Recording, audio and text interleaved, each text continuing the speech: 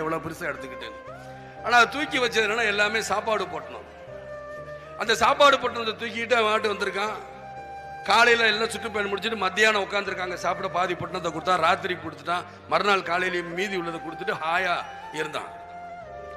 அப்ப சீடர் சொன்னாரு, பாருங்க நீங்க எதையுமே எடுக்கும் பொழுது கஷ்டம் கஷ்டம்னு நினைச்சு தூக்காம விட்டீங்க. ஆனா பரவாயில்ல, அந்த கஷ்டத்தை நான் தாங்கி வர, பின்னாடி எனக்கு நல்லது நடக்க போகுதுன்னு சொல்லி முன்னாடி அவன் கஷ்டத்தை ஏத்துக்கிட்டானே. அதனால் அதுபடிதான் நீங்களும் உங்க வாழ்க்கையில எதையுமே கஷ்டம் கஷ்டம் நினைக்காதீங்க. கஷ்டத்தை ஈஸியாக கொண்டு செல்லலாம். உங்களுடைய மனநிலையை பொறுத்துதாங்கிறதுக்காகத்தான் அதை நான் சொல்ல வரேன். இல்லாதவர் கேட்கிற தாரக மந்திரம் தான். அப்படின்னா என்ன அர்த்தம்?